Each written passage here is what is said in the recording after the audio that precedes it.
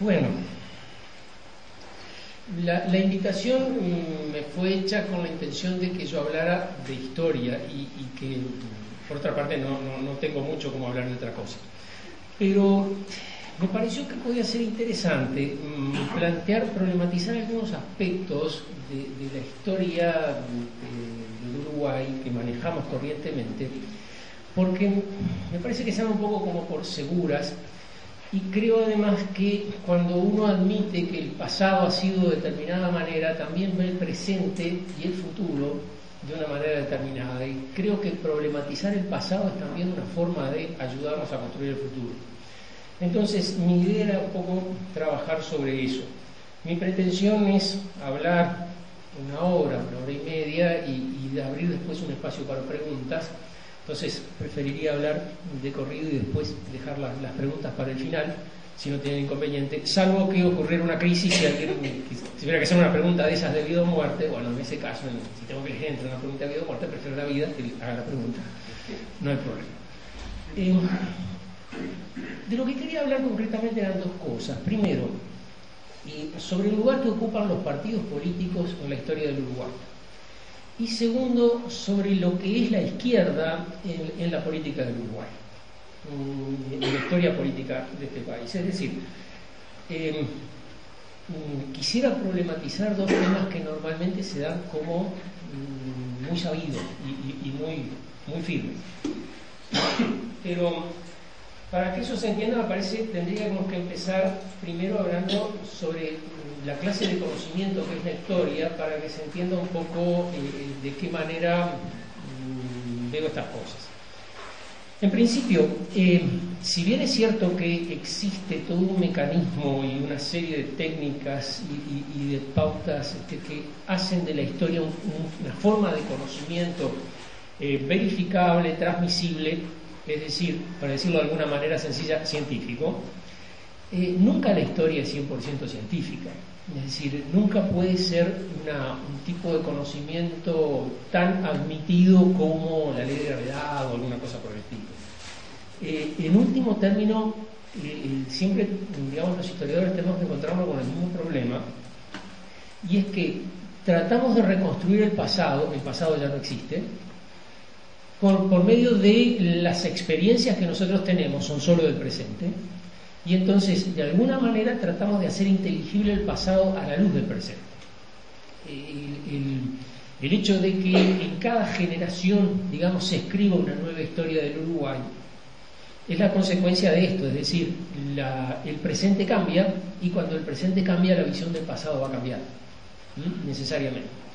Y a mí me da la impresión que en algunos puntos, concretamente en estos que les mencionaba, el tema de los partidos, el tema de la izquierda, para decir dos temas, el presente ha cambiado de tal manera que no nos reconocemos en ese pasado que estamos acostumbrados a ver.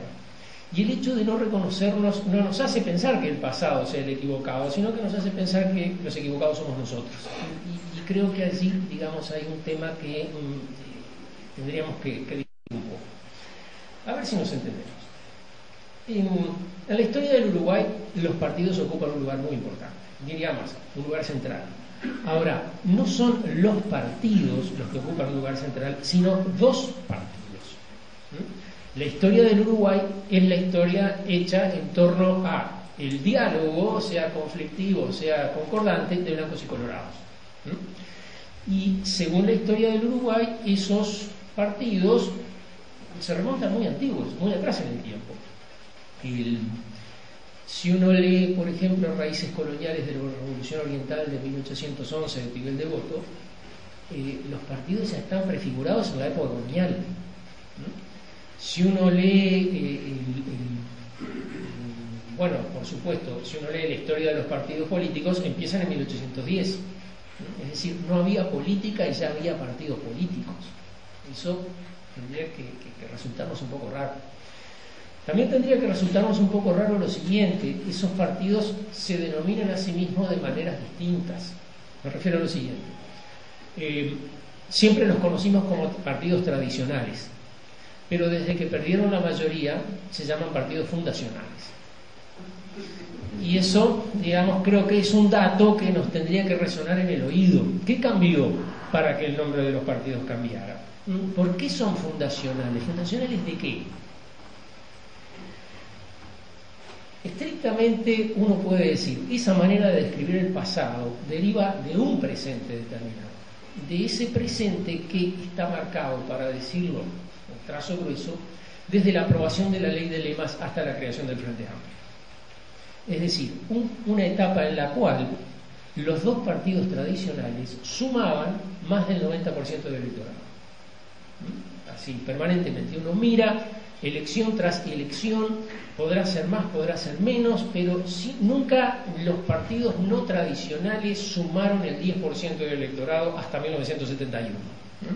Entonces ahí, digamos, está cierto concepto como que hay un presente fuertemente dominado por dos partidos, por la adhesión a dos partidos. Entonces es muy fácil desde ese presente construir hacia atrás un pasado donde esos partidos siempre estuvieron. Entonces, en la época colonial teníamos el campo y la ciudad. En la época de la revolución teníamos artiguismo y antiartiguismo. En la época de la independencia teníamos los que querían ser independientes y los que querían unirse a la Confederación Argentina. Y después tuvimos blancos y colorados. Más claro, imposible. Esta construcción la propone Pibel de Voto en la historia de los partidos políticos en 1942. Y con el tiempo se transformó en dominante, muy dominante.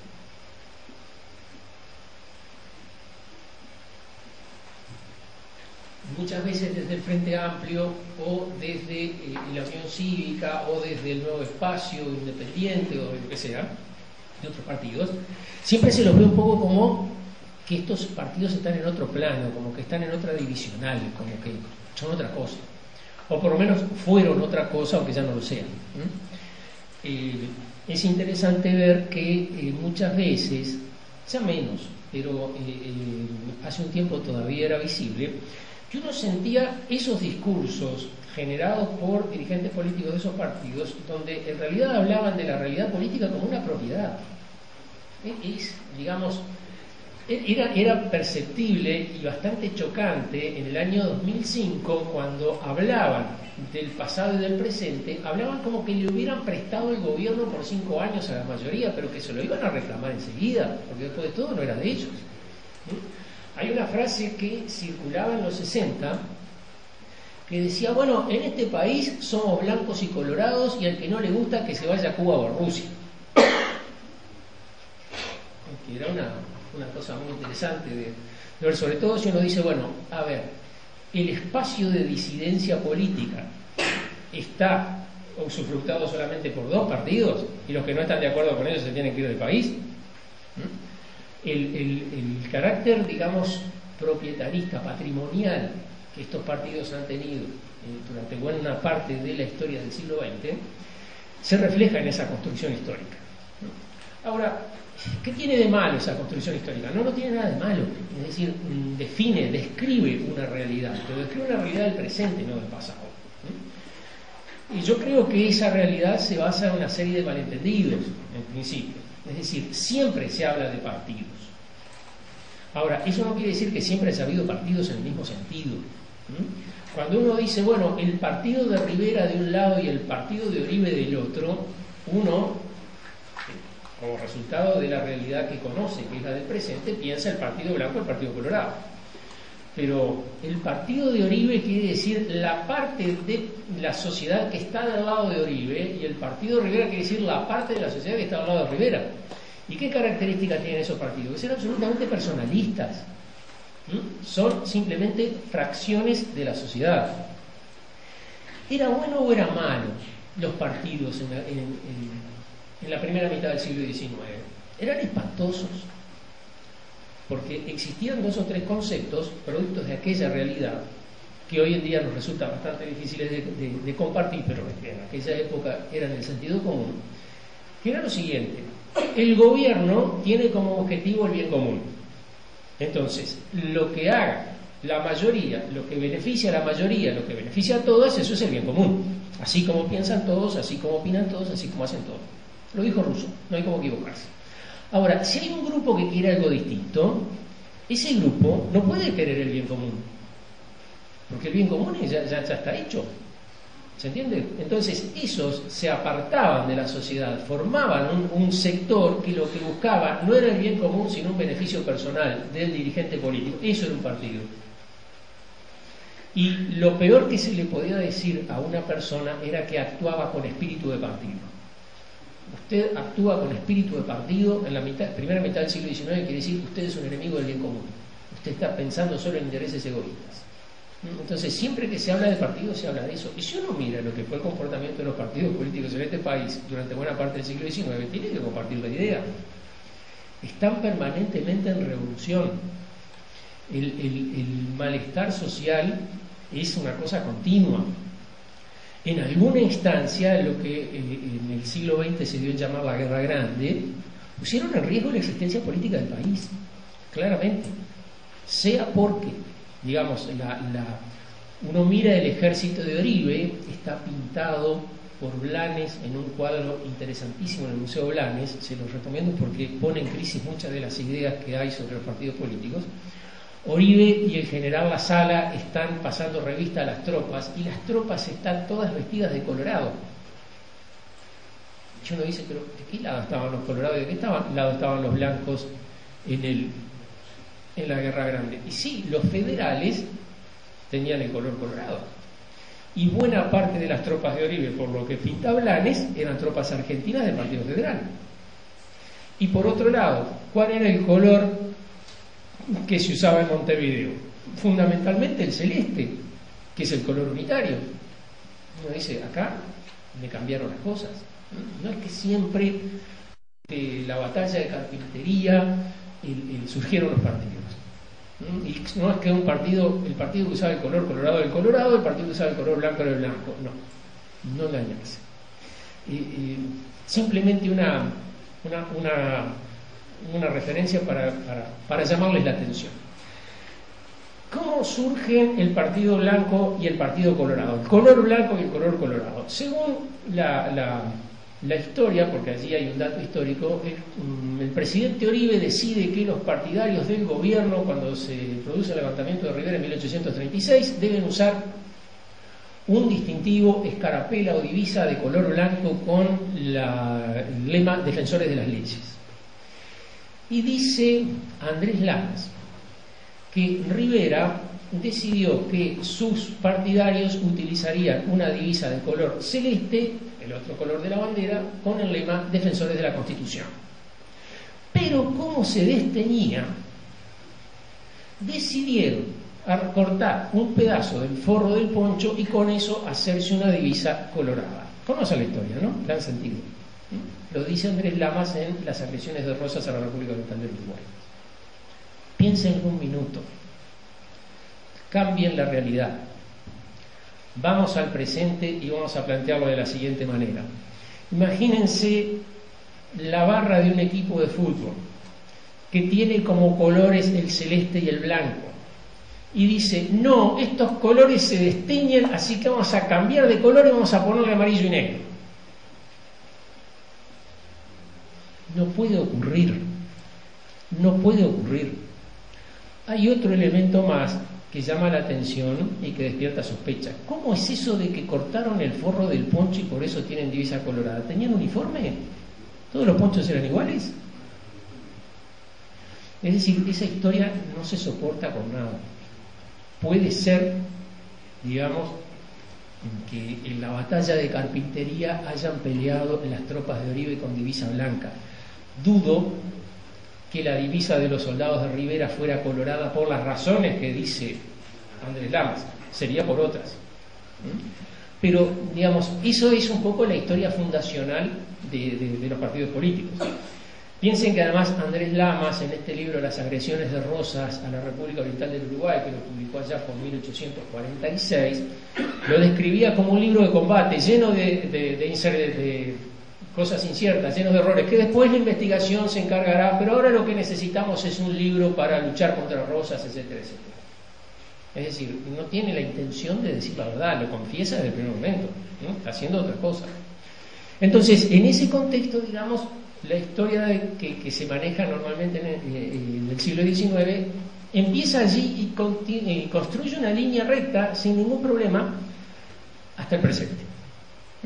Los partidos políticos pasan por dos etapas. Una etapa de revoluciones, podemos llamarlo una etapa de barbarie, como diría Sarmiento, en la cual se enfrentan duramente entre sí, y una parte civilizada en la cual, bueno, aprenden a convivir, aprenden a transar sus diferencias por medio del voto, etcétera, etcétera.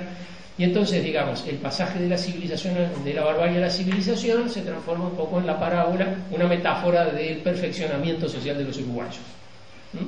Y entonces, en el momento en que esta historia se escribe, vivimos en el mejor de los mundos posibles. En 1942, están en el Uruguay, lejos de la guerra, con cierta prosperidad económica, etcétera, no estaba tan mal. Ahora, fíjense que hay algunas cosas más a señalar. Por ejemplo, uno dice, bueno, el Partido Colorado es el partido de Rivera, el Partido Blanco es el partido de Vigo, pero el Partido Colorado también se le llama el Partido de la Defensa y el Partido Blanco también se le llama Partido Nacional. ¿Son lo mismo Partido Nacional que Partido Blanco? ¿Es lo mismo decir Partido de Rivera que Partido de la Defensa? No, no solo que no son lo mismo, son contradictorios, son cosas opuestas, que después en la construcción de las tradiciones partidarias quedaron integrados en un relato no muy coherente, pero que, digamos, los altibajos han quedado limados. Fíjense una cosa, Partido de Rivera. El Partido de Rivera sería un partido caudillista, de base rural, personalista, con muy poco contenido ideológico. Partido de la Defensa. El Partido de la Defensa sería un partido de base urbana, fundamentalmente liberal, muy ideologizado y con poca referencia caudillista. Más bien un partido, lo que podríamos llamar hoy, de ideas. Para que tengan idea, Valle y Ordóñez al Partido Colorado siempre le llamaba el Partido de la Defensa. Y hacía una parábola muy interesante entre la defensa de Montevideo y el reformismo vallista del principio del siglo, diciendo, bueno, así como durante el Sitio Grande el Partido Colorado fue el escudo de los débiles que vinieron a refugiarse a Montevideo perseguidos por la barbarie rosista, ahora, en 1912, el Partido Colorado es el escudo de los débiles, el obrero, la mujer, el niño. Es decir, justificaba el reformismo vinculándolo con aquel pasado. Por eso, cuando se produce una secesión dentro de su propio partido, Pedro Manini Ríos se separa y funda otra divergencia dentro del partido y le pone por nombre Partido Colorado General Rivera, que además era doblemente provocativo el nombre, no solo porque Valle Ordóñez no quería mencionar a Rivera y generalmente no lo mencionaba, sino porque el general Lorenzo Valle, el padre de Valle Ordóñez, ministro de guerra del gobierno de la defensa, fue el que desterró a Rivera al Brasil en 1846. Es decir, si uno dice el Partido Colorado es el Partido Rivera, el padre de Valle es un traidor al Partido Colorado. Si uno dice el Partido Colorado es el Partido de la Defensa, entonces Rivera era un caudillo sedicioso.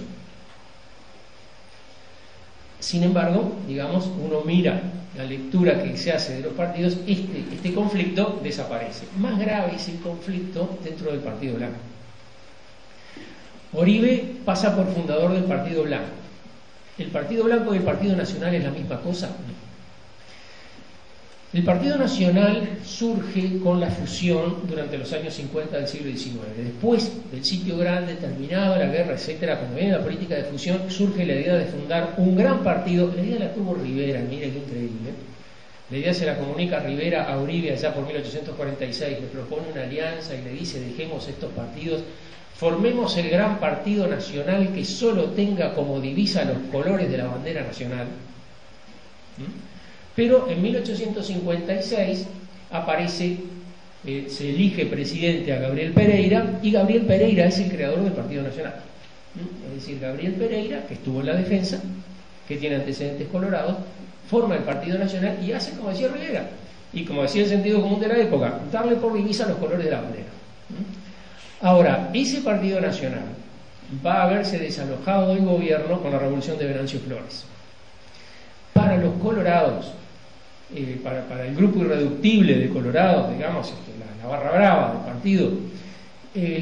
Lo del Partido Nacional era simplemente un subterfugio de los blancos para tratar de llegar al gobierno por la ventana. No pudieron entrar por la puerta de Montevideo, entonces entran por la ventana e inventan el Partido Nacional, se juntan con algunos colorados desteñidos, entonces ahí entran al gobierno. Y entonces, por ejemplo, si bien Gabriel Pereira, el presidente, había sido de la Defensa, el presidente siguiente, Bernardo Berro, había sido del Cerrito. Ahora, uno mira y encuentra en el gobierno de Berro como en el gobierno de Pereira, muy entreverado, gente que había estado en la Defensa y gente que había estado en el Cerrito, es decir, propiamente un partido nacional, la conjunción de personas que proponía, digamos, Andrés Lamas cuando hizo la primera propuesta orgánica de fundación de un partido. Ahora, ese partido desalojado por la Revolución de Venancio Flores, la Revolución de Venancio Flores se hace con la bandera colorada. Ese partido desalojado en 1863 del poder intenta volver al poder en 1870, Revolución de las Lanzas. La Revolución de las Lanzas dura 2 años, tiene un jefe que participó en la Guerra Grande del lado del Cerrito y un jefe que participó en la Guerra Grande del lado de Montevideo, es decir, eran la imagen de la fusión nacional. Se hizo con la divisa celeste y blanca. Hay un episodio muy interesante que cuenta uno de los memorialistas de esa guerra, Abdón Arostegui. Fíjense que en 1870, en noviembre de 1870, la revolución amenazó Montevideo, se instalaron en la Unión, tomaron la fortaleza del Cerro. Miren lo que era el mundo en 1870. La revolución, no me pregunten cómo, tomó la fortaleza del Cerro. Se supone que la revolución tenía sobre todo tropas a caballo. ¿Cómo se toma una fortaleza que está en la cúspide de una loma con tropas a caballo? Nunca me lo pude explicar.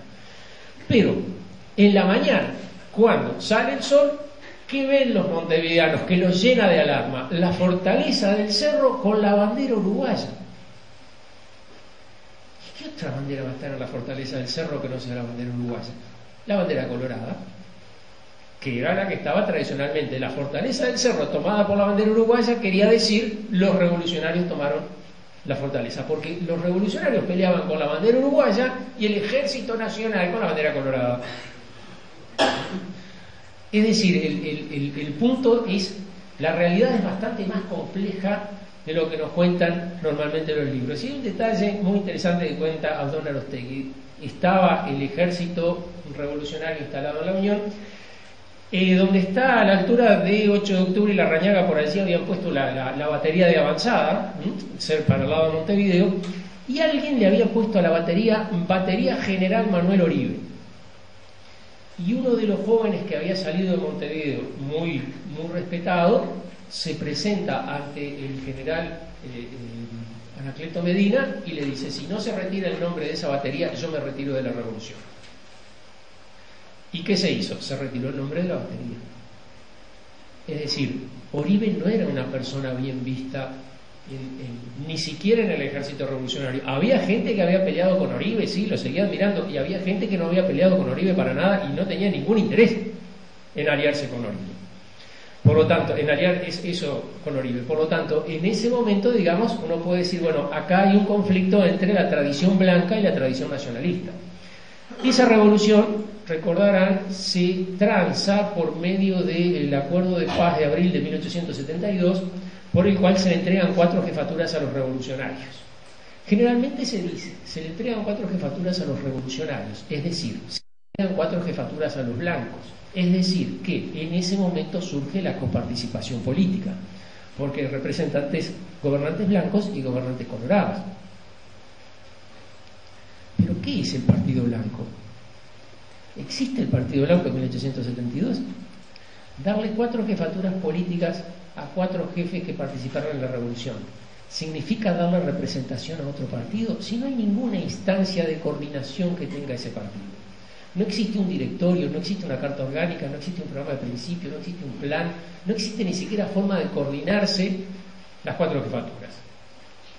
Es decir, no hay allí ninguna coparticipación. Lo que hay es entrega de parcelas de poder a 4 caudillos, de los cuales además van a seguir tan vinculados al gobierno como estaban los de las jefaturas coloradas. Y por ejemplo, cuando se produce el golpe de Estado de Latorre, lo primero que hace Latorre es asegurarle a Timoteo Aparicio de que le van a respetar las jefaturas. Y Timoteo Aparicio se queda en el molde y ordena, le pasa la comunicación, quédense tranquilos, que respetan el acuerdo, y Latorre pudo gobernar tranquilo sin ningún problema. ¿Dónde está allí la parte blanca? Y está sumergida dentro de lo que era el gobierno. Cuando en 1872 se firmó ese acuerdo de paz, un grupo de jóvenes que habían participado en la revolución, que se habían ido de Montevideo para participar en la revolución, La Bandeira y Agustín de Beria eran los más notorios, se apartan, rechazan el acuerdo y fundan un partido con carta orgánica, con programa de principios, y le llaman Partido Nacional. 1872. Y dicen, esta es la continuación del partido que fue desalojado del poder en 1863, etcétera, etcétera. Es decir, es un partido que se forma contra la parte caudillista del Partido Nacional. En el programa del partido dice, bueno, el Partido Nacional ni acepta ni rechaza las viejas divisas, solamente pretende, etcétera, etcétera. Es decir, no está más cerca del partido de la divisa blanca que de la divisa colorada. Simplemente le son indiferentes. Ese partido funda un club, el Club Nacional, que era una entidad muy poderosa en el Montevideo de la época, por mucho tiempo, un club al estilo inglés, ¿verdad? Allí donde los caballeros se reúnen a hablar de temas que les son comunes, en ese sentido, club político. Finalmente el lugar, el edificio donde se instaló el Club Nacional es ahora el directorio del Partido Nacional, ese fue su edificio propio. Pero desde 1872 existe el Partido Nacional y está en conflicto con los blancos. Por ejemplo, así como Timoteo Aparicio apoyó a Latorre, el Partido Nacional estuvo en contra de Latorre. Así como Timoteo Aparicio apoyó a Santos, el Partido Nacional estuvo en contra de Santos. Entonces, hay aquí una discrepancia bastante fuerte. Finalmente, el Partido Nacional y Partido Blanco terminarán uniéndose. Finalmente, el Partido Nacional terminará reconociendo a Uribe como su fundador, como dice una placa que está en la puerta del directorio, de la casa del directorio, ahí en la plaza. ¿Cuándo lo reconoce como fundador? En 1922. ¿Cuándo pone la placa en la puerta? ¿Cuándo se anima a mostrar públicamente la figura de Uribe? En 1942. Es decir, Uribe siguió siendo mala palabra por mucho tiempo. Al Partido Nacional le costó mucho asimilar a Uribe, con buenas razones.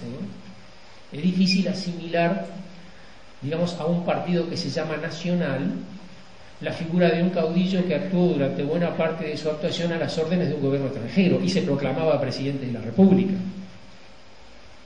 Cuando uno lo dice en esos términos queda bastante claro lo conflictiva que resulta la figura de Uribe para la historia nacional. ¿Cuáles son entonces estos elementos? En el siglo XX, Partido Nacional y Partido Blanco se terminaron uniendo. Y a veces uno escucha discursos y siente más el perfil nacionalista, más el perfil blanco. Cuando durante buena parte del siglo XX estuvo esa división entre herrerismo y nacionalismo independiente, uno reconocía en el nacionalismo independiente la continuidad del Partido Nacional y en el herrerismo la continuidad del Partido Blanco. Siendo que Herrera era hijo de uno de los fundadores del Partido Nacional, de Juan José de Herrera, pero sin embargo, digamos, Herrera Luis Alberto logró juntar esas dos cosas.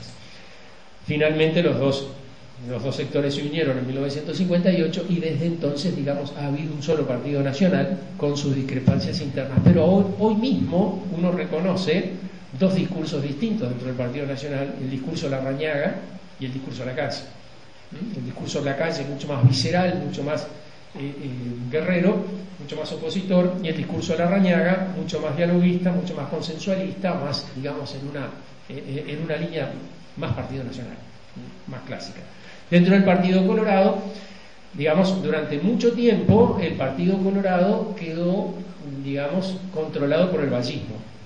Y uno mira elecciones de 1950, 54, 58, el vallismo es prácticamente el 100% del Partido Colorado. Después, el vallismo empezó a perder peso dentro del Partido Colorado y no me llamó para nada la atención hace unos meses cuando Pedro Bordaberry decía: este es el partido de Rivera, hablando del Partido Colorado. Claro.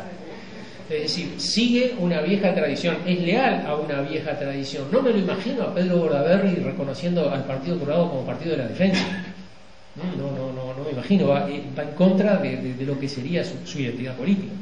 Sin que vaya con esto una crítica, simplemente reconocer lo que es la identidad política, digamos, en qué línea, en qué tradición se inserta. Pero es visible todavía que existen dos tradiciones dentro del Partido Colorado, como es visible todavía que existen dos tradiciones dentro del Partido Nacional. Ahora, bueno, pero más allá del hecho de que sean conflictivos una cosa o la otra, son dos partidos, existen desde 1830 y pico, no, tampoco. Tengan presente que partidos y partidos políticos no son la misma cosa. Es decir, partidos es el grupo de la sociedad que sigue un determinado caudillo. Partido político es el grupo de personas que tienen un determinado programa. Instituciones, organización, y lleva adelante una línea que tiende a transformar eso en un programa. Es decir, un partido era el caudillo haciendo lo que quería. Un partido político es una estructura de contención que lleva a un montón de personas, de los cuales uno, por supuesto, es el que está a la cabeza, pero todos los demás lo acompañan, lo contienen, le sugieren, lo controlan, lo cuestionan, digamos, de tal manera que genera una organización distinta. El primer partido político que uno puede reconocer así en sentido moderno es la socialdemocracia alemana. Y la socialdemocracia alemana aparece en los años 70 del siglo XIX. Es decir, como 40 años después que los blancos y los colorados. Acá hay algo raro. En una de estos foros, encuentros, jornadas académicas, este tipo de cosas así, en la Facultad de Ciencias Sociales me invitaron, con la misma irresponsabilidad con que me invitó que Chichán, me invitaron a participar en una cosa de allí. Y entonces se me ocurrió hablar sobre este tema y hice una ponencia bastante,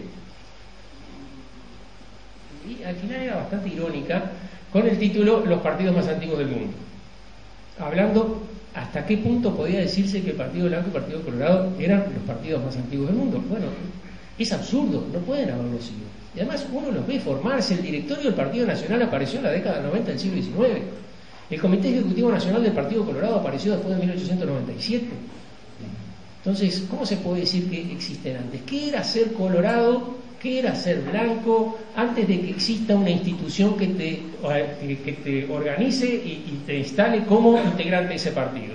¿Cómo puede ser uno colorado sin saberlo? ¿Cómo puede ser uno blanco sin darse cuenta? No es posible. El partido surge cuando surge como partido, no antes. Y lo que hay es una fuerte construcción de tradición que metió dentro de un relato común las infinitas líneas contradictorias que tenía el partido en su pasado. Porque en cada momento crítico de la historia del país uno siempre puede encontrar integrantes supuestamente de ese partido a un lado y al otro de la situación problemática. Siempre están colorados que apoyan a la torre, colorados que están contra la torre, blancos que apoyan a la torre, blancos que están contra la torre, blancos que están a favor de Valle y Ordóñez, blancos que están en contra de Valle y Ordóñez, siempre. Colorados que están de un lado y del otro, siempre. Entonces, ¿qué es un partido en esas condiciones? ¿Qué significa? Son identidades políticas muy fuertes, son un resumen de tradiciones muy, muy importantes, pero no son lo que pretenden ser, no son los creadores del país. No son los creadores del Uruguay. Si uno recoge toda la documentación que surge del siglo XIX, hablando de los partidos, toda es muy crítica. Toda es muy crítica. Los partidos eran vistos como el elemento que provocaba el disturbio en la nación. Ponía en peligro la existencia de la nación con sus permanentes luchas y buscando aliados en el extranjero. Un libro de historia tan notable como Los Anales Históricos de Eduardo Acevedo, 5 tomos, en ellos Eduardo Acevedo siempre habla mal de los partidos, tratándose de una persona que estaba integrada al Partido Colorado al final de su vida. Pero la imagen de Eduardo Acevedo era, bueno, los partidos han sido un mal necesario y esperemos que llegue el momento en que desaparezcan. Tendrían que desaparecer. Sin embargo, la historia posterior, la historia que presenta Pibel Devoto a partir de 1942, es la inversa. Los partidos hicieron el país. A todos aquellos que dicen que el partido es un error y tiene que desaparecer, eran gente equivocada. Y en cambio, los que dicen los partidos están bien, etcétera, etcétera, esos eran los que estaban a la correcta. Partiendo de una afirmación absolutamente indemostrable, que todos aquellos que no opinan están incluidos dentro de alguno de los dos partidos. Que es lo contrario de lo que normalmente hacen los historiadores. Vamos a ver qué dicen los documentos. Bueno, ahí leemos los documentos al revés. ¿Qué no dicen los documentos? Claro, en 1942 todo el mundo pertenecía a alguno de esos dos partidos. Entonces, para la realidad de 1942 era perfectamente creíble que en 1885, todo el mundo fuera o blanco o colorado. Pero siendo que las personas que participan en las elecciones son pocos centenares, hay departamentos donde hay una sola mesa electoral, en todo el departamento. Y siendo que en las revoluciones también participan relativamente pocas personas, bueno, ¿en qué momento esos adherentes al partido manifiestan su adhesión? ¿Cómo puedo yo saber que efectivamente existe? No hay forma posible. ¿Qué posicionamiento político tenía la mayoría de la población en el siglo XIX? Ninguno. ¿Y es posible que la gente no tenga ningún posicionamiento político? Claro que sí, es lo normal en el mundo. Solamente en el Uruguay uno le pregunta a una persona, faltando 3 años para las elecciones, ¿qué vas a votar? Y la persona tiene una respuesta. Y no le dice que va a votar, le dice, soy de tal partido. Es decir, es una identidad, no un gesto, no es meter el voto, la persona. Pero eso es un caso específico del Uruguay. Normalmente eso no ocurre así. Entonces, suponer que en 1870, 80, 90 la mayoría de la población estaba integrada o a un partido o a otro, y los que cuestionaban a los partidos eran solo una minoría, cuando la inmensa mayoría de los documentos cuestionan a los partidos y los documentos que eran a favor de los partidos son muy pocos, bueno, entonces estamos haciendo la historia al revés. Y sobre todo estamos aceptando una conclusión que a mí me parece que es muy peligrosa y muy negativa, que es la idea de que existen dos partidos que tienen un derecho superior sobre el conjunto de la sociedad. Que los partidos en este país son dos. Y que el resto, lo que aparece, eso no debe ser muy en serio. No va a durar mucho. Fíjense, por ejemplo, en 1880 se crea el Partido Constitucional. Desaparece en 1903, 23 años.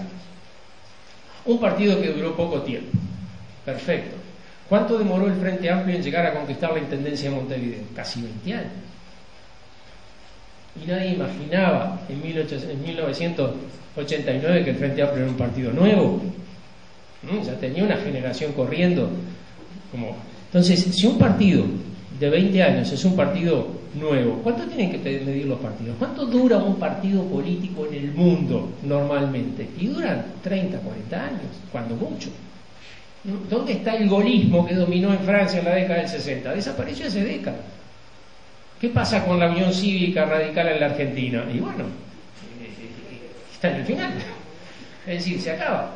Bueno, esos ciclos son normales. Lo que pasa es que los partidos políticos uruguayos tuvieron la capacidad, gracias a esa forma de incorporar tradiciones, de renovarse permanentemente. Y en esa renovación, digamos, tuvieron mucho que ver los caudillos que dirigieron esos partidos, en esa renovación fueron también transformándose.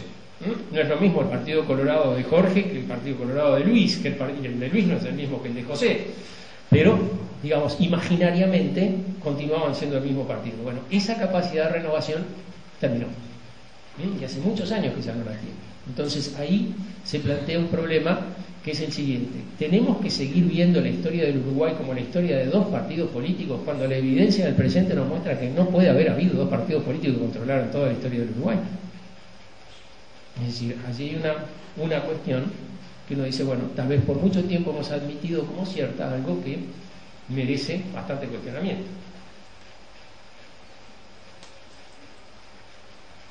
Antes de que se me acabe el tiempo, quisiera hablar de la izquierda.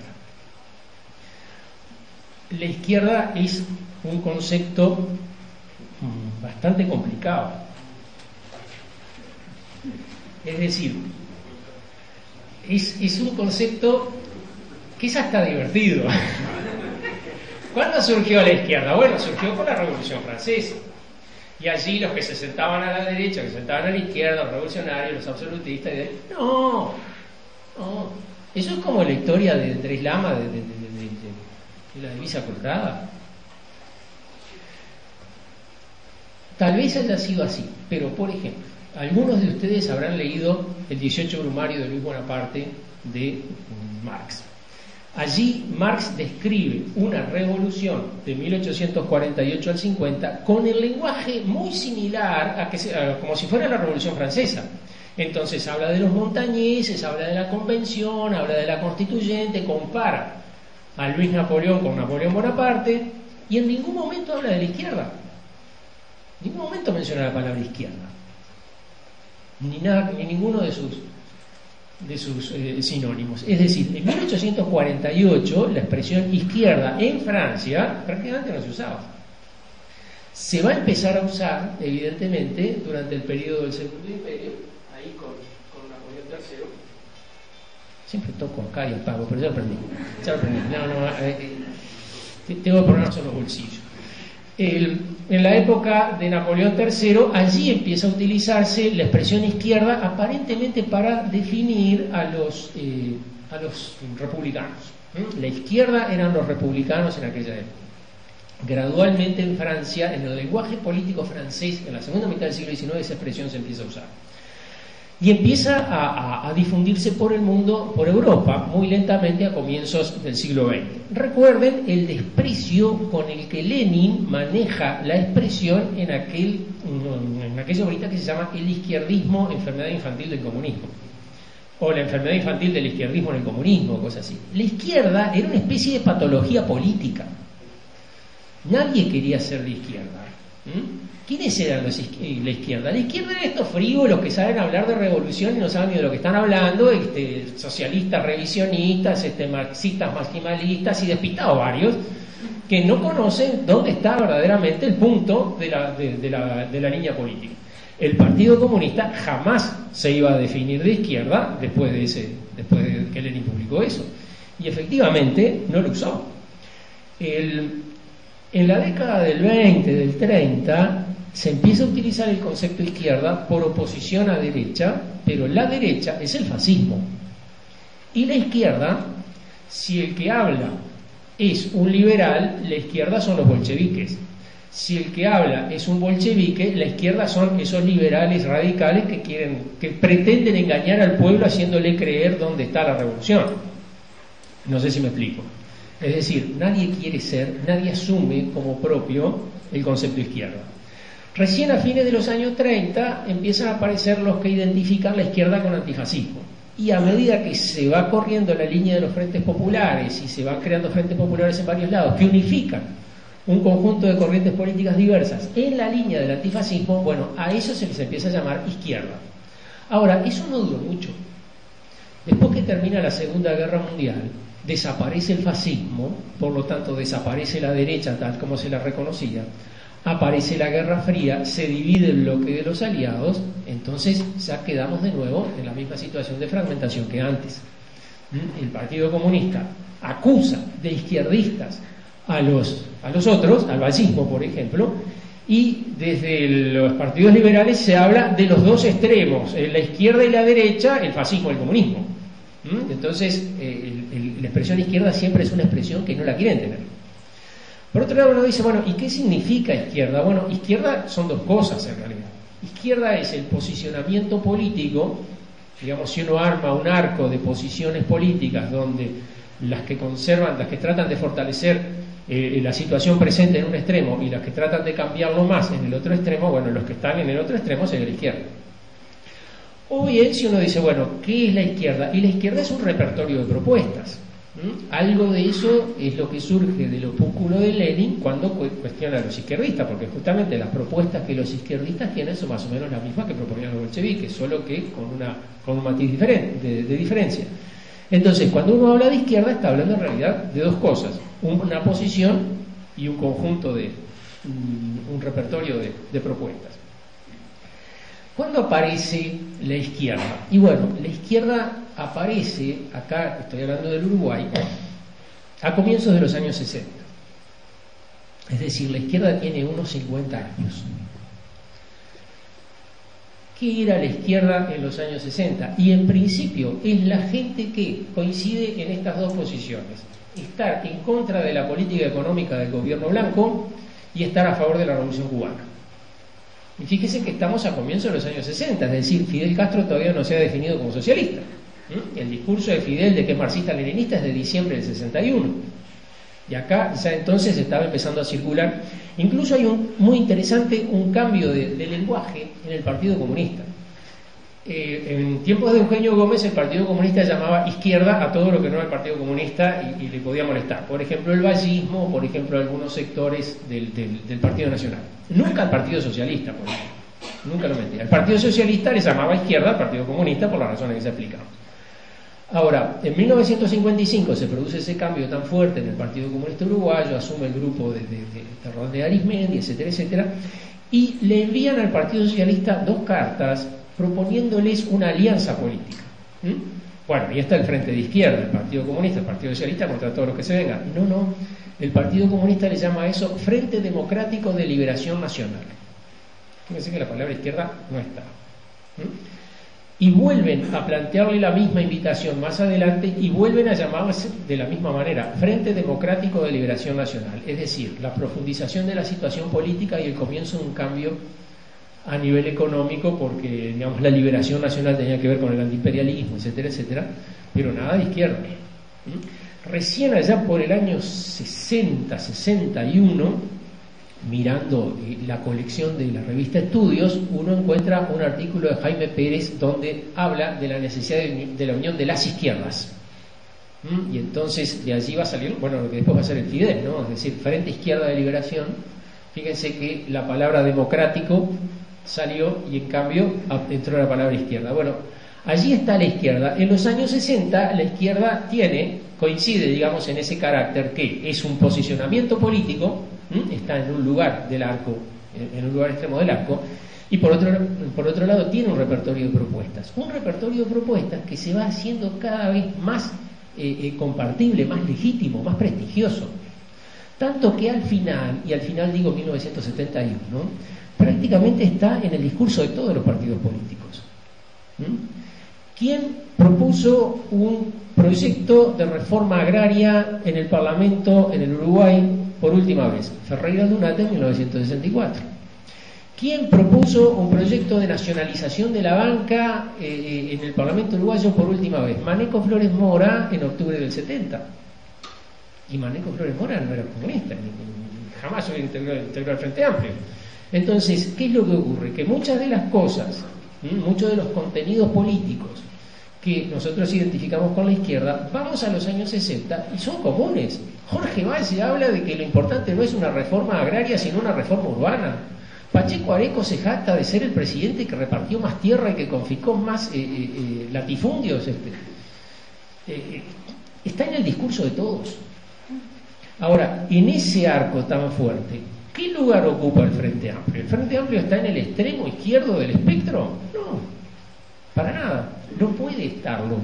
Es imposible pensar que el Frente Amplio de 1971 pueda ser muy radical, porque justamente es la conciliación reciente de grupos políticos que tienen posturas distintas.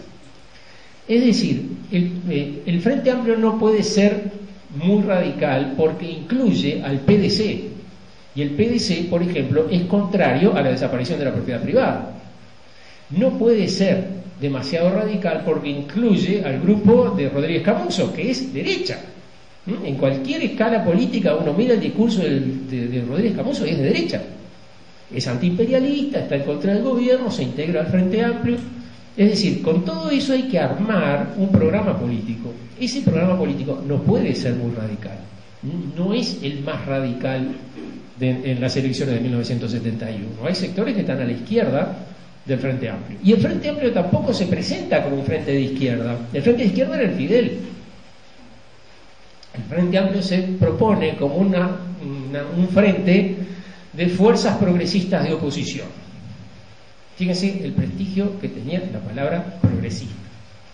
Hoy en día, dentro de algunos debates internos del Frente Amplio, que a uno le digan progresista es casi una acusación.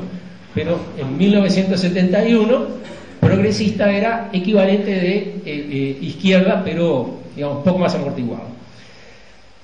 Y el Frente hace su campaña en 1971 y tiene un apoyo electoral muy importante y tiene un discurso muy similar al de Ferreira Aldunate, muy similar, con la ventaja para Ferreira Aldunate de que él puede decir: yo transformé esto en un proyecto de ley y ustedes solo hablan, con la ventaja para el Frente Amplio que le puede decir a Ferreira Aldunate: buena porquería el gobierno que vos integraste también. Pero eso, digamos,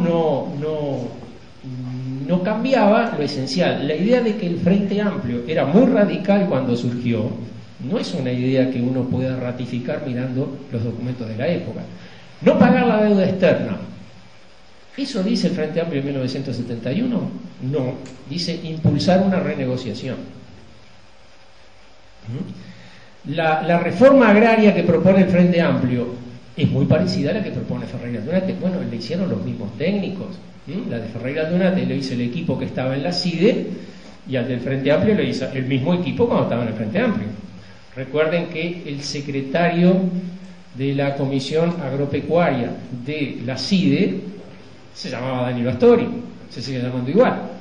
Entonces, no creo, digamos, ni que en 1964 haya hecho algo que contradecía sus convicciones, ni que en 1971 lo haya hecho. Habrá hecho más o menos la misma cosa. Entonces, la idea de un Frente Amplio muy izquierdista en 1971 no puede andar. El Frente Amplio desaparece, reaparece en 1984. Y allí, digamos, la línea del Frente Amplio la marca aquel discurso interesantísimo que dijo Sereñi en Frente el 10 de agosto del 84, cuando ya se había hecho la negociación del Club Naval, donde Sereñi hace aquella extraña plebiscito a grito pelado: ¿estamos de acuerdo o no con que los militares, que el Club Naval estuvo bien? Sí, gritaba la mayoría, de los que gritaban no se oían, así quedó como ratificado. Pero en ese discurso Sereñi reconstruye el Frente Amplio juntando datos del Frente Amplio del 71 incorporándole datos nuevos. El hecho de que diga el discurso en el mismo lugar que lo dijo el 26 de marzo del 71 invoca los mismos símbolos que en el 71, dice: esa es la bandera que estuvo en el acto de 1971. Cuando termina el discurso dice: allí había una estatua de Artigas, le dirigió una invocación. Es decir, está permanentemente hablando del discurso del 71 y está también reconstruyendo el frente. Ahora, si uno mira en 1984, la realidad ya no es la de 1971. Y si mira los años siguientes, va viendo que muchos de los referentes que eran clásicos para la izquierda de los 60 empiezan a desaparecer. Por ejemplo, la Unión Soviética. La Unión Soviética entre 1960 y 1971 era una referencia para la izquierda. Había gente que era de izquierda y estaba junto con la Unión Soviética, y esas eran sus posiciones, y gente que era de izquierda porque era más radical que la Unión Soviética. Ahora, en 1992 desaparece la Unión Soviética. ¿Dónde está la izquierda a partir de 1992? Entonces, allí lo que queda pendiente, digamos, es un replanteo profundo de toda esta situación. ¿La izquierda entonces qué es? Si la izquierda es un posicionamiento político, el Frente Amplio estaría en ese lugar, porque el Frente Amplio es el que tiene el discurso más radical en ese sentido. Si la izquierda es un repertorio de soluciones, entonces aquí tenemos que revisar las soluciones, revisar las propuestas, porque muchas de las propuestas terminan transformándose en identitarias, no en propuestas reales. No, yo quiero tal cosa porque yo soy de izquierda. Bueno, loco, está muy bien, si eso te deja tranquilo, bárbaro. Ahora, ¿eso que vos proponés es viable en el país de hoy? Yo quiero la reforma agraria porque yo me mantengo fiel a los principios fundacionales. Bárbaro, bien. Ahora, en el año 2011, vamos a revisar las reformas agrarias que se hicieron. ¿Cómo salieron? Porque se han hecho muchas ya. ¿Cuáles son las reformas agrarias que funcionaron? ¿Cuáles las que no funcionaron? ¿Por qué no funcionaron las que no funcionaron? Porque miren que en los años 60 la reforma agraria era el pase a la utopía. Uno lograba concretar una reforma agraria y a partir de allí empezaron a resolverse todos los problemas políticos y sociales. Los países que hicieron una reforma agraria resolvieron todos los problemas económicos y sociales, y a su vez la reforma agraria que hicieron ¿no les generó otros? Bueno, sí a todo. Es decir, cambiaron los problemas económicos y sociales, resolvieron algunos y aparecieron otros nuevos. La reforma agraria, digamos, no es una cosa que resuelva todos los problemas. Entonces, ese repertorio de soluciones de 1971, hoy uno las mira y dice, bueno, pero ¿cuántas de estas hoy son realmente posibles? ¿Y cuántas de estas efectivamente lograrían el efecto que uno quería que lograran en el año 71? ¿Cómo se hace, digamos, un replanteo de la situación, dejando de lado la pelea por el uso de la palabra izquierda? La palabra izquierda tiene prestigio. Entonces, reclamarse como de izquierda es lo contrario de lo que era hace 60 años. Hace 60 años nadie se llamaba de izquierda. Ahora, ser de izquierda da prestigio. Hace 60 años, ser progresista estaba bien. Ahora está horrible. Hace 60 años, definirse como socialdemócrata era poco menos el AMPA de la política. Hoy en día, definirse como socialdemócrata uno queda como un tipo... claro, casi se parece a Sanguinetti, que se definía como socialdemócrata en la primera presidencia. No quiero insultar a nadie, que se, por favor...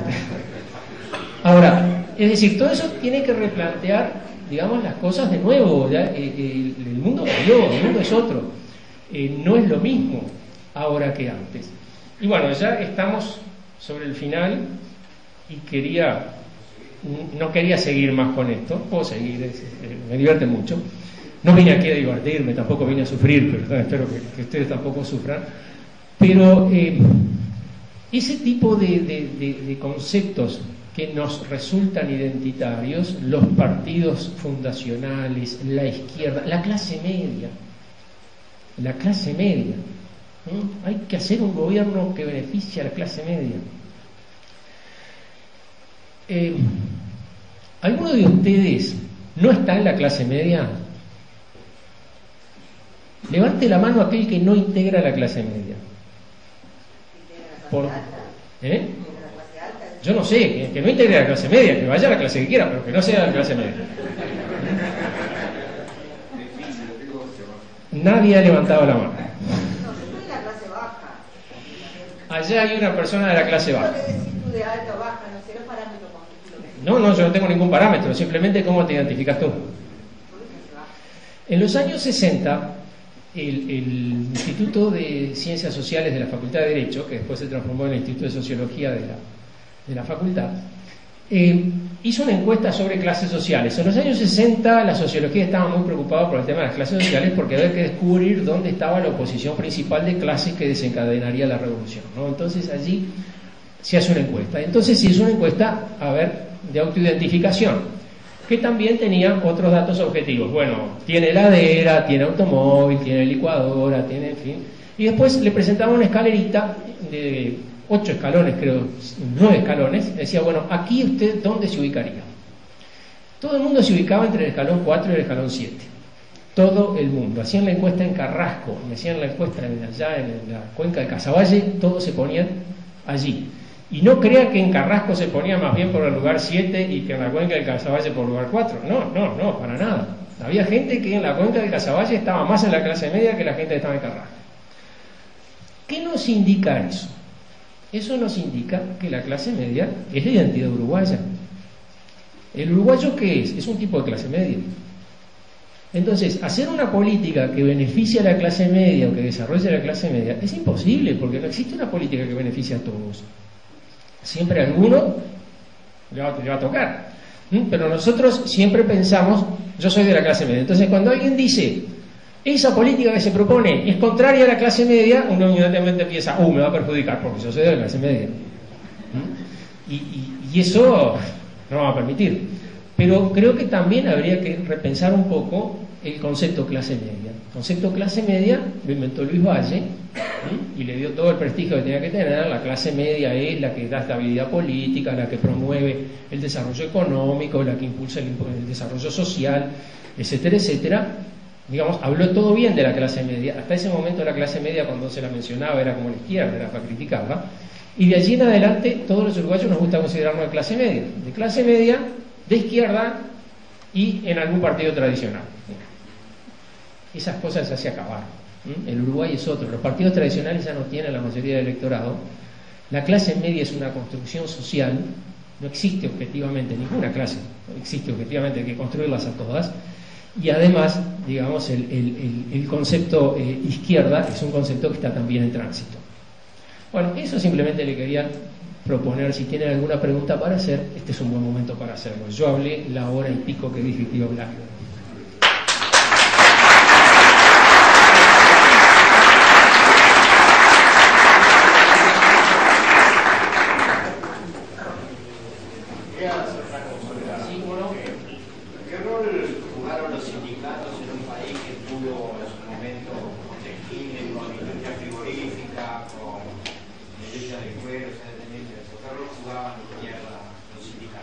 Bien, a ver, cuando uno centra una historia en dos partidos políticos, desaparece todo lo demás. ¿Sí? Ahí está.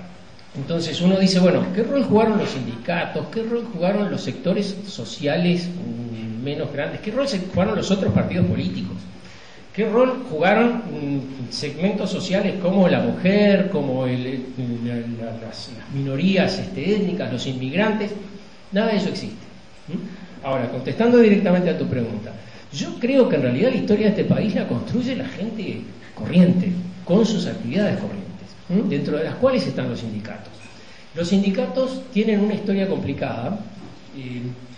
En principio, digamos, se identifica a los sindicatos con posiciones políticas determinadas, anarquistas, comunistas, socialistas. Bueno, no necesariamente fue así. Es decir, incluso uno puede pensar, bueno, hasta qué punto, por ejemplo, los anarquistas efectivamente eran representantes de los intereses de los obreros y hasta qué punto eran más bien agentes de un proyecto político. Buena parte de los problemas que tuvieron los sindicatos anarquistas en la década del 10, por ejemplo, era su posicionamiento frente al vallismo. ¿Cómo podía un anarquista posicionarse frente al vallismo? A muchos el vallismo lo cooptó y otros quedaron como enemigos del vallismo, pero digamos, el vallismo tomaba medidas que eran beneficiosas para la clase obrera. ¿Qué había que hacer con eso? ¿Qué había que decir? Después, en los años siguientes, los sindicatos tuvieron altas y bajas. Es decir, uno puede decir, bueno, los sindicatos empiezan a tener fuerza a partir de los años 40 del siglo XX, y en buena medida como consecuencia de un fenómeno que nosotros vimos a partir del 2005, cómo se reproducía, que es el fenómeno de las convocatorias a los consejos de salarios.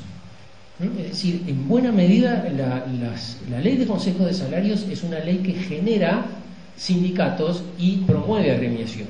Recuerden que en el 2005 se anunció que se volvían a convocar los consejos de salarios y crecieron sindicatos y creció la afiliación al PIT-CNT y creció la actividad, bueno, porque eso promueve sindicatos, es así. Entonces, a partir de allí aparecen sindicatos. Sindicatos además que tienen un formato, con perdón de la expresión, bastante fascista, en el sentido siguiente. Fíjate que surgió en el 42, ¿no? Todavía estaba el gobierno de Valdomir en su formato anterior, 43. Pero tiene, digamos, la idea de que en el sindicato participan todos los obreros. Entonces, para elegir el delegado del Consejo de Salarios tienen que votar todos los obreros. Y después ese delegado viene, los reúne y les explica a todos y todo. Entonces, el hecho, digamos, la afiliación al sindicato no es espontánea al final. Vos te afiliás al sindicato y a la vez estás votando al delegado del Consejo de Salarios. No sé si me explico. Las dos cosas están muy vinculadas. Están muy directamente vinculadas. Entonces, digamos, no sé si estuvo en la intención de la ley promover los sindicatos, pero de hecho lo hizo. Ahora, en los años 50, 40-50, las relaciones entre los sindicatos son muy, muy duras. Incluso, digamos, hay conflictos sindicales con muertos. Cuando uno dice, en la época del Uruguay vallista, en la época de Luis Valle, el Uruguay era distinto. Sí, era distinto. Por lo pronto, los mismos problemas que había ahora, había entonces, pero además en la vida sindical se mataban. Había conflictos, había enfrentamientos entre... había sindicatos distintos en la misma empresa, por ejemplo, podía ocurrir. Entonces allí había choques muy fuertes, que paulatinamente fueron evolucionando en el sentido de la unidad. Y allí, digamos, hay una política muy fuerte del Partido Comunista y hay también una política muy...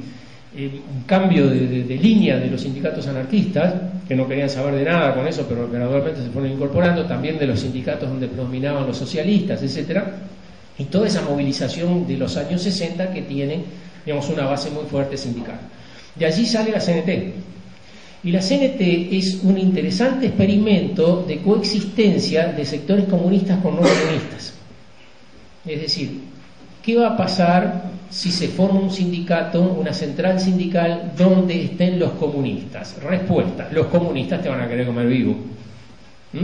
¿Y de dónde sacaste eso? Y es la experiencia. Uno lo mira y así pasó con la UGT, así pasó con nosotros. Bueno, los comunistas están dispuestos a demostrar que ellos entran lealmente a una...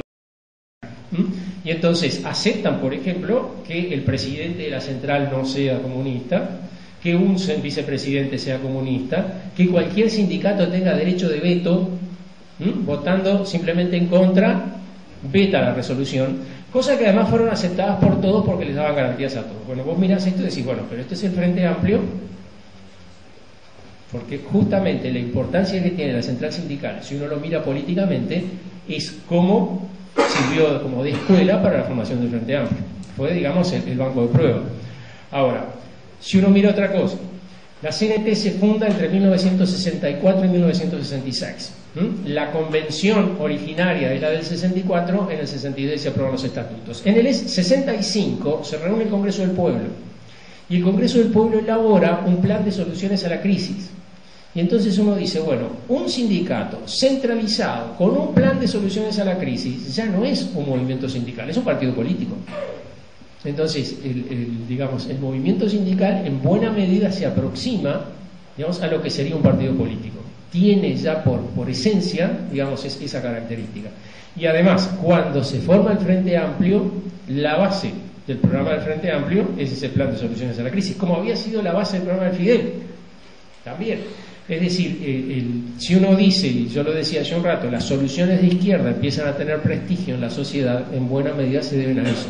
Es decir, al fenómeno de unificación sindical y el carácter, digamos, que el movimiento sindical le da a toda esa movida. No sé si con eso contesté tu pregunta. Gracias.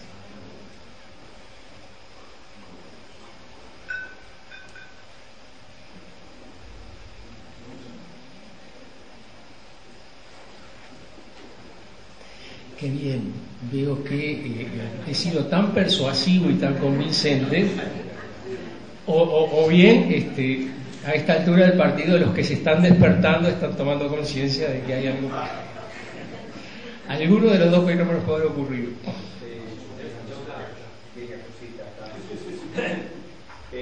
Primero, agradecer y felicitarte de todo corazón.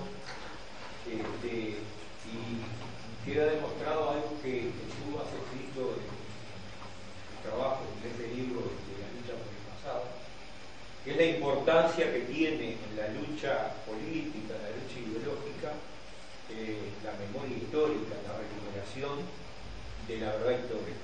Y creo que eso no siempre lo manejamos bien en el Frente Amplio, y como bien dice Carlos, los dueños de la historia y los dueños del pasado y el carácter fundacional se lo autoasignan estos partidos, y nosotros dejamos un flanco al no hablar de historia y de los temas de la historia. Y vaya que si tenemos historia, vaya que si tenemos. Esto me parece importantísimo porque, por otra parte, con el mayor respeto, hay otra forma de mirar la historia que se ha denominado partidocéntrica y que prácticamente hace de la conjunción de los dos partidos, que dejan de ser bélicos y beligerantes y pasan a ser la coparticipación y la complementariedad del 20 para adelante, de la década del 20 para adelante, del siglo XX, pasan a ser como la matriz de donde surge la nacionalidad.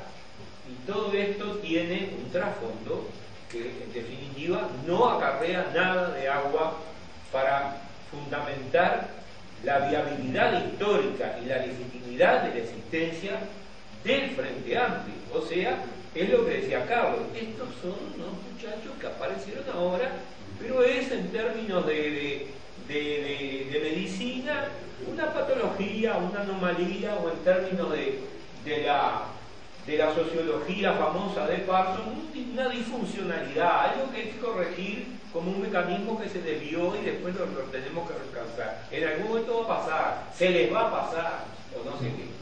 Digo, y esto es importantísimo. Y efectivamente, además, cuando en la época en que nosotros entramos a este asunto del baile de la izquierda, el baile del Frente Amplio, corría el año 59. Y en el año 59, militar en el Cerro era sinónimo de partido que había carneriado para embarcar carne para los aliados, contrariando la Federación de la Carne, que estaba en huelga con la Comisión Salarial, y remontar aquello de que los comunistas eran carneros y qué sé yo, era terrible. Y bueno, el concepto de apátrida estaba grabado, pero a fuego, y después con un discurso nardonista, que no es propiamente un discurso ni blanco ni nacionalista, es de Nardone, ¿no? La cosa de apátrida fue terrible. Ahora, siguiendo la exposición de Carlos, a ver que Carlos me deneta, Urquiza decía, para terminar con Rosas tengo que terminar primero con Oribe. Claro, si empieza la guerra por acá. Era el hombre que llevaba la batalla contra las tropas antirrosistas. Entonces, ¿de qué nacionalidad? Bueno, y los pactos de Rivera para el lado del bando brasilero, ni hablar. Entonces, creo que esta cuestión de quién representa la nación en un circunstancias de esto que puede hablar, es un tema que debería ser levantado a otro nivel. Y luego también toda la tradición artiguista, que algunos dicen, bueno, de Lucía Sala, Julio Rodríguez hicieron de Artigas poco menos que el autor de la reforma agraria porque llevaron al extremo, a la hipérbole del reglamento.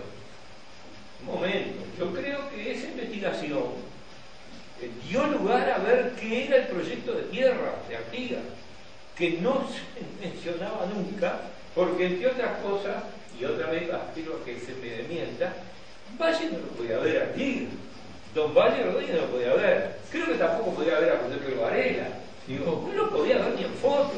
Tampoco. Entonces,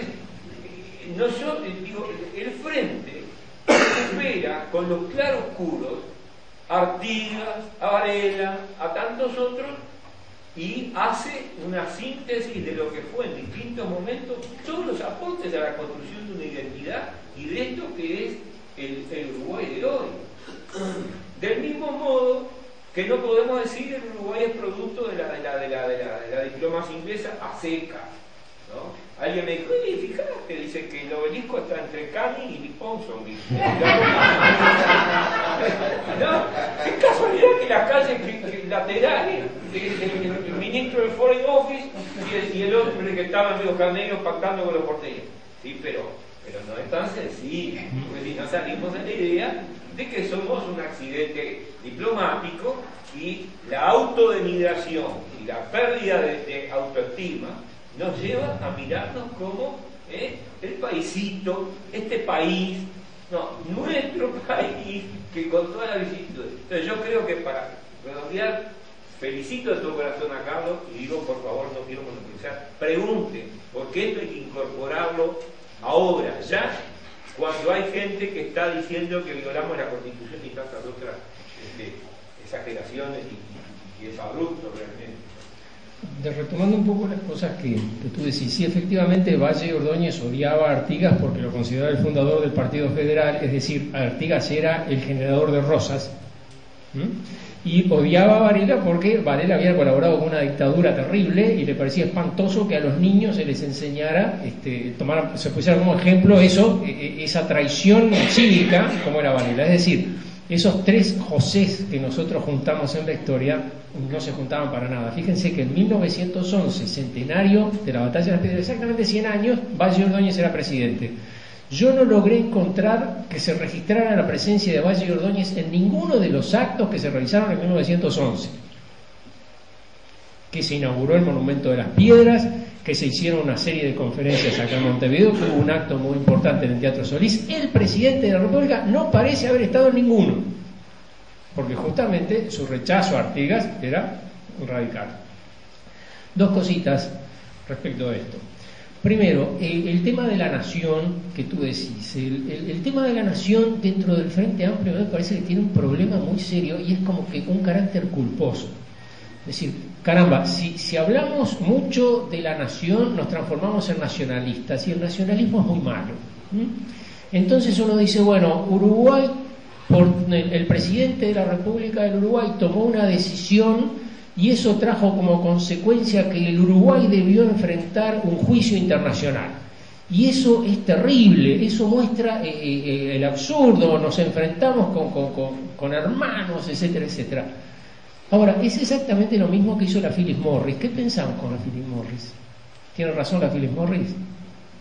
Fue una decisión en consulta de Tabaré que promovió que ahora la Philip Morris, y es espantoso que tengamos que ir a resolverlo a un tribunal internacional. Es decir, ¿por qué vemos de una manera distinta el conflicto de las papeleras y el conflicto de la Philip Morris? Cuando estrictamente tienen un formato muy parecido. No quiere decir con esto que tengamos que tomar partido, quiere decir que aceptemos que en este tema la ideología nunca está ajena y siempre va a participar. Y aunque uno crea, digamos, que no es, que decir no, Tabaré estuvo mal con el tema de las papeleras, eso no es nacionalismo. No, eso es nacionalismo igual que cualquier otra cosa. Y donde quiero verlos es en el momento que Uruguay hace un gol. A ver quién tuvo pena cuando el pelado Cáceres metió el gol en el último sudamericano. ¿Quién pensó en la patria grande allí, en el federalismo, en Artigas? Es decir, allí está la nación. Está en toda nuestra acción. No vamos a pensar, no, si nosotros decimos que Tabaré tuvo razón, somos nacionalistas. No, de repente tuvo razón. Y de repente no tuvo razón, pero procedió bien, yo qué sé. Pero en concreto, digamos, démonos la chance de aceptar que somos tan nacionalistas como cualquiera. Que de hecho lo somos, no hay nadie que no lo sea. Segunda cosa, y con esto termino, lo que tú decías de los conceptos académicos. Sí, es impresionante cómo después de la dictadura apareció, pero así, un racimo de conceptos que todos apuntaban a lo mismo. La partidocracia, la sociedad amortiguadora, el país de cercanías, el país hiperintegrado. Es decir, todo apuntaba en la misma dirección. Acá hay un país que se entiende a sí mismo, que es el país que transa, negocia, y una fuerza disruptiva que siempre que interviene para meter la pata, hace las cosas mal. Acá la partidocracia, que es, y es el acuerdo entre blancos y colorados, en la partidocracia Sereñi no entraba. Y la sociedad amortiguadora, que sí es la amortiguación de los conflictos políticos entre blancos y colorados. Y el resto no entraba, no encontraba lugar. Todo esto tiene que ver, digamos, son herramientas conceptuales que son interesantes, son muy útiles, permiten analizar la realidad, pero también permite, y terminando un poco con lo que tú decías, que cuando uno dice, bueno, esta sociedad siempre resolvió los problemas por medio de transacciones, la sociedad amortiguadora, bien. Y así, por ejemplo, salimos de la dictadura gracias a una transacción. Bien. Y así entonces también la ley de caducidad es una... No me quieras meter una cosa con otra. No. Esa no te la llevo. Porque en definitiva está allí. Si uno dice, bueno, en este país siempre hubo dos partidos que supieron negociar sus diferencias, entonces ¿por qué se produjo la dictadura? Por el que no supo negociar sus diferencias. Y en el libro de Sanguinetti está expresamente dicho. Ahora, si dos partidos controlaron la historia de este país durante 100 y pico de años, si todo lo que en este país ocurrió desde 1836 en adelante se debe a uno o a otro o a los dos partidos, ¿cómo es posible que de la dictadura no tengan responsabilidad? ¿Cómo uno puede pensar que justo en ese momento los partidos dejaron de gobernar? Y en cambio, para recuperar la democracia sí estuvieron de nuevo prontos. Es decir, hay ahí una estructura ideológica muy fuerte que además tenemos bastante integrada, pero insisto en la necesidad de que la miremos críticamente. Nunca existe el esquema que sea neutral. Y saber dónde está el sesgo de cada esquema es un dato importante para posicionarse con él. Y a veces me da la impresión y a mí, y me hago cargo de esto porque a mí también me pasa, que reproducimos demasiado ingenuamente discursos que nos son fuertemente contrarios. Y que creo que tendríamos que estar un poco más alertas respecto de eso. Se me ocurre.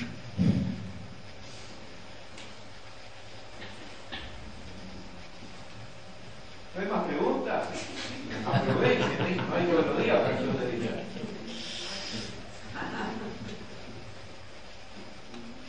Lo tendremos que invitar otra vez. No, para. Ahora déjame que cargue la pila de nuevo. Sí. ¿Por qué no podés ampliar un poquito el concepto de construcción social respecto a la clase?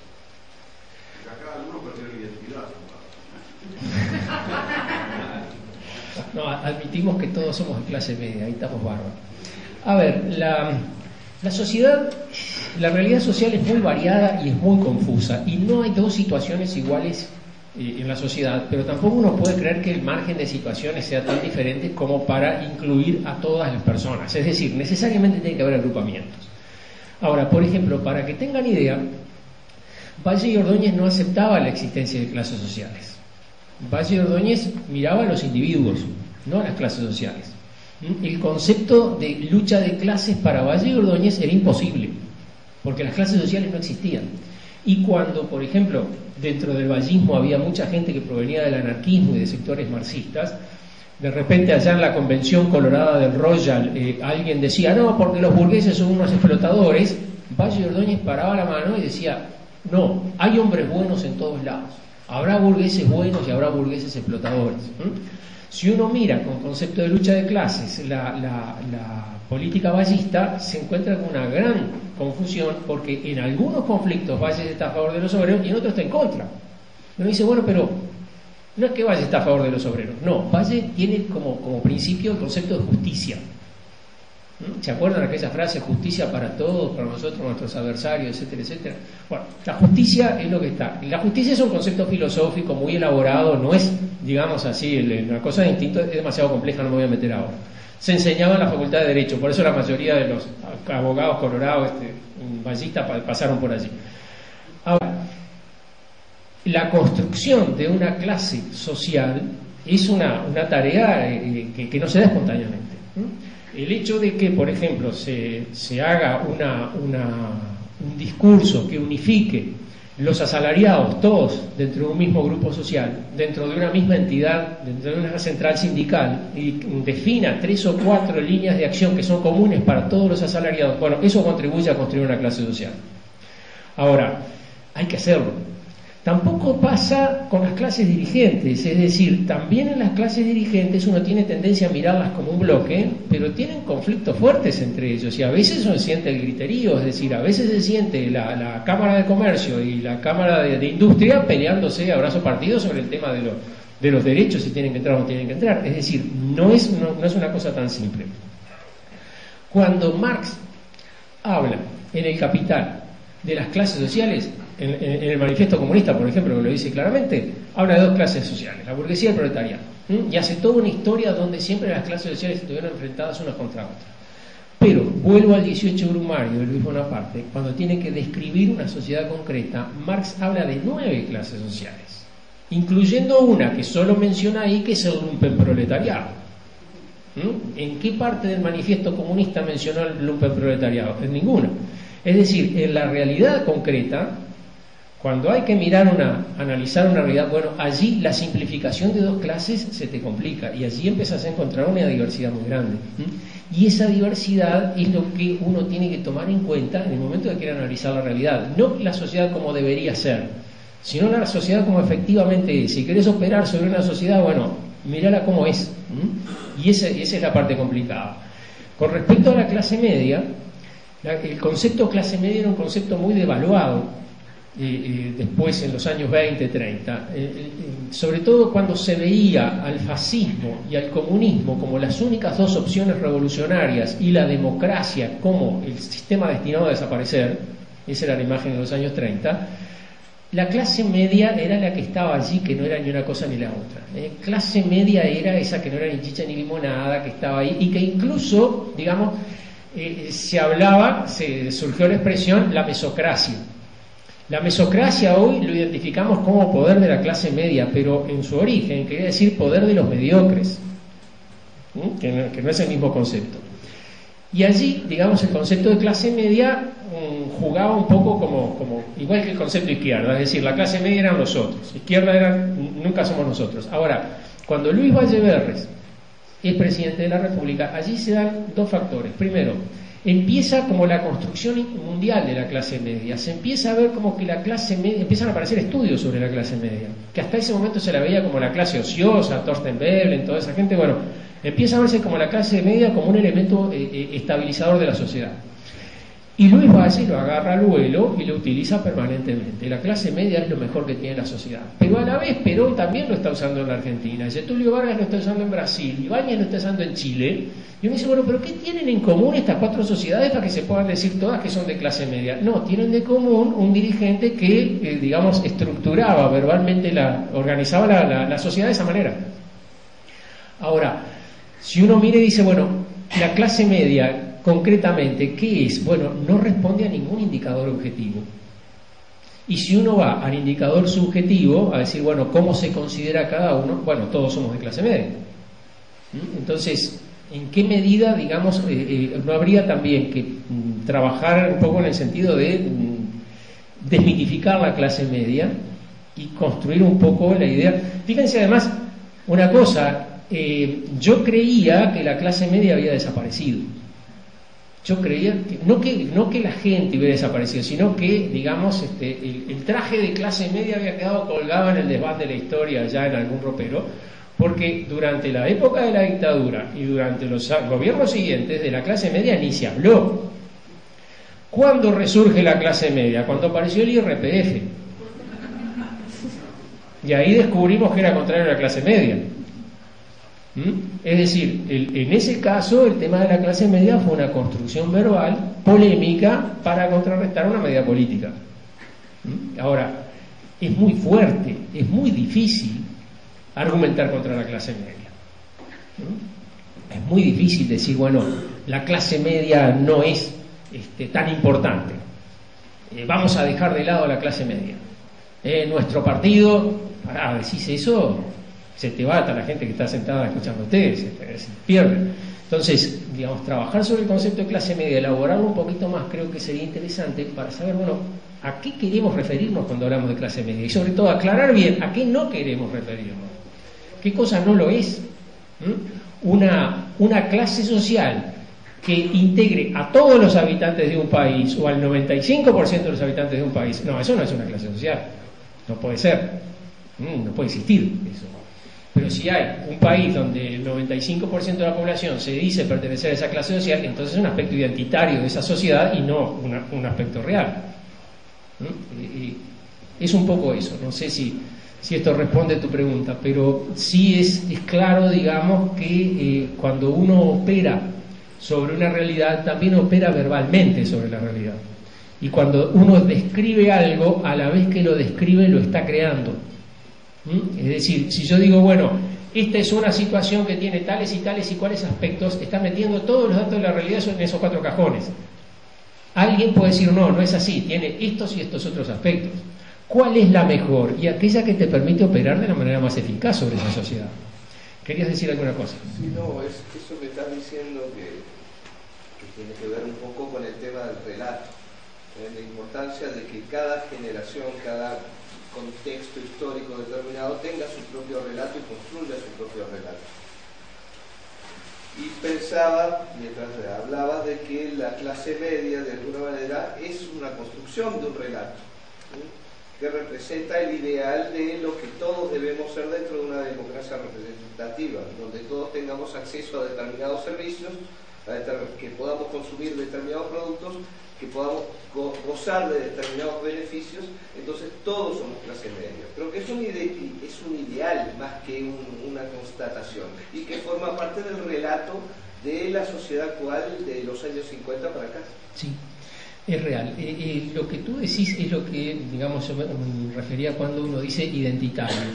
Es decir, que los uruguayos nos reconocemos de clase media no quiere decir que tengamos determinado nivel de ingreso o que tengamos determinada forma de vida. Quiere decir que apuntamos al medio, Es decir, ni ser tan arrogantes como algunos, ni ser tan bajoneados. Simplemente estar en esa especie de medianía, tener lo suficiente, vivir con lo justo, perfil bajo, nada de andar sacando demasiado. Es decir, una manera como los uruguayos nos vemos a nosotros mismos y que por supuesto también es como nos ven. Yo creo que viene por ese lado.